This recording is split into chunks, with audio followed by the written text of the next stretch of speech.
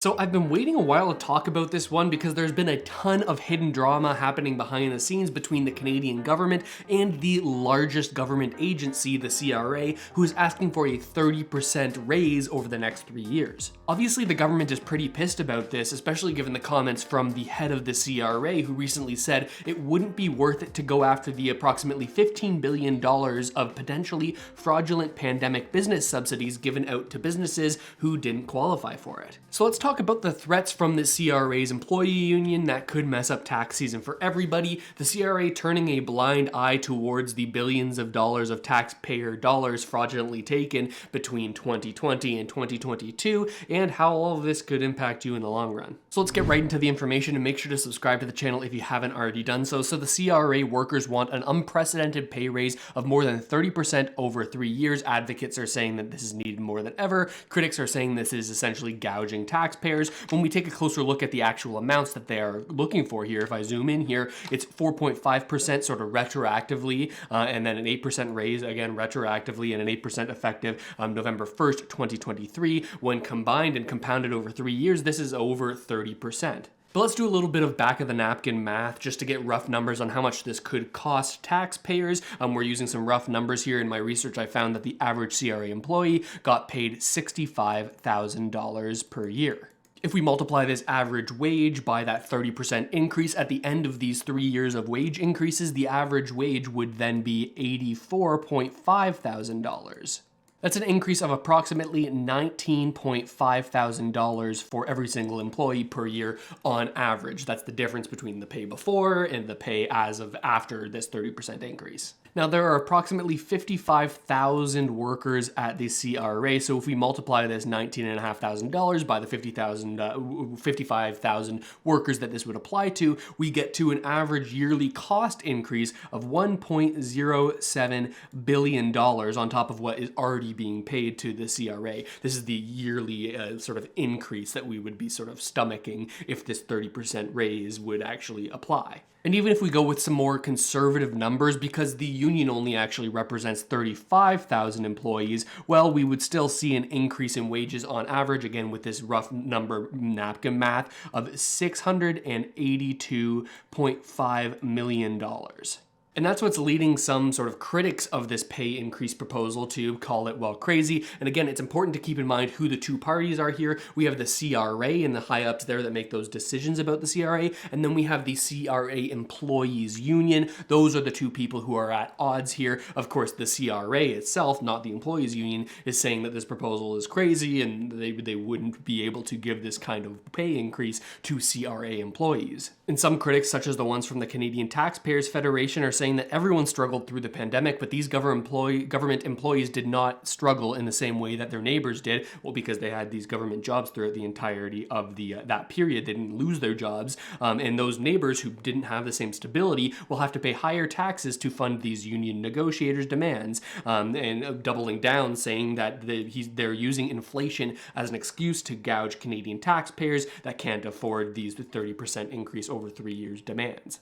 And all of this actually led to the CRA saying that the employees union hasn't been negotiating in good faith to try to get to a deal here, so they filed an unfair labor practice complaint with the Federal Public Sector Labor Relations and Employment Board, the agency that sort of handles these kinds of labor relations, and they said that the union didn't bargain in good faith and didn't make every reasonable effort to enter into an agreement. Over the past 6 months, negotiations kind of broke down, so they declared an impasse. They weren't getting anywhere in their negotiations, and they agreed to some sort of arbitration here. But on the first day of the agreed upon mediation, the union decided to withdraw from this mediation process and just sort of walk away from the table. Now, speaking of complaints, it's also important to note that based on the report from the Canada Taxpayer Ombudsperson, that's the office that you sort of send any complaints that you have about the CRA to. You don't complain to the CRA directly, you reply to this sort of disconnected from the CRA agency. Well, apparently we've been seeing far more complaints being sent about the CRA over the past number of years. In this report, it outlines that the CRA is getting 2 times as many complaints sent to the ombudsperson than pre-pandemic, up to a 1.7 thousand new urgent requests sent to the CRA, largely due to delays in receiving COVID benefits, poor quality of service provided by CRA contact centers, delays in adjustments in tax returns, poor access to CRA accounts, and delays in receiving the Canada Child Benefit. Now, of course, the uptick in complaints could largely be because of the increased interaction that the average Canadian has with the CRA, given the various pandemic support programs that had people calling the CRA more frequently. So like more contact with the CRA equals more complaints, but it is interesting to take a look at, there's higher complaints at the CRA at the same time they're asking for this very large raise. Another interesting wrinkle in this story is the recent report from the Auditor General, the nonpartisan sort of neutral person who looks at a number of different Canadian issues and provides reports as to the status of those issues. And that report found that there were billions of dollars of ineligible COVID-19 benefits that went out both to individuals and to businesses. The Auditor General says that she found $4.6 billion in overpayments to ineligible recipients that she identified were indeed ineligible, and then an additional $27.4 billion in payments that should be investigated further because they're not able to determine whether or not these were given fraudulently or they were by the rules. Now, that $27.4 billion in funding given out includes $15.5 billion given to businesses with the Canada Emergency Wage Subsidy that didn't actually suffer from a significant drop in revenue, but at the same time applied for this wage subsidy, which required them to actually have a drop in revenue. But it turns out the CRA doesn't entirely agree with this report, questioning some of the numbers used and the mechanisms for actually getting to those numbers used by the Auditor General. But it did nonetheless shock people when just a few days ago, the head of the CRA said that the review of billions of dollars of COVID-19 wage benefits, the $15.5 billion we just talked about, going to businesses that potentially didn't meet the criteria to get that $15.5 billion. Well, they said, the head of the CRA said that reviewing these benefits is actually not worth the effort by the CRA to take a look at who received these and determine who is actually eligible and who's ineligible. It's just a big mess. The head of the CRA, Mr. Hamilton, said that the CRA is going after individuals who are suspected of fraud, but it's not necessary for the agency to focus on the entire $15.5 billion that was sort of brought to the attention of the government by the Auditor General. He continues to say, in my view, based on what we've seen so far, it wouldn't be worth the effort, and maybe it wouldn't be worth paying all of the CRA employees for all of the time it would take to get back this $15.5 billion. He went on to say that CRA employs a spectrum of different responses to potential violations, ranging from just educating taxpayers about the mistakes that they've made, or actually in an effort to sort of find the people who are doing things that are illegal, referring matters for criminal investigation.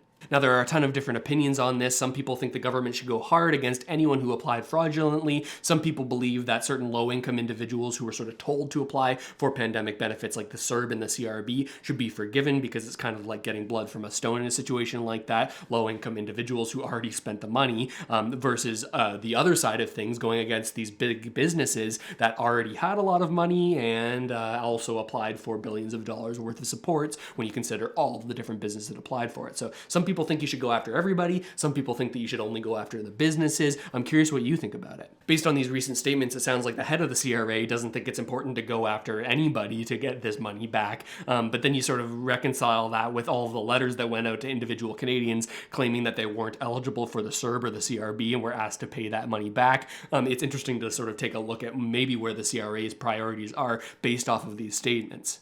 Now, how could all of this impact you individually? While CRA union members are set to vote whether or not to go on strike, the vote starts on January 31st, and there's a number of different voting periods for this to happen that end in early April, ahead of the tax filing deadline this year of April 30th. So if the CRA does go on strike, there's a chance that the processing of tax refunds for people who are owed money by the government could be delayed, impacting, again, all of those people who actually were going to get money or get tax refunds this year. But unlike at certain points during the pandemic, for self-employed people and small business owners who end up owing more at tax time instead of getting a refund, I doubt that we'll see any kind of extension of filing due dates or the due date for paying the government your money being sort of extended or paused for the time being. When it comes to the government, they want their money as soon as possible, but when it comes to getting you your money back, well, maybe that could wait a little while. So obviously there's a lot going on here. This potential CRA strike, the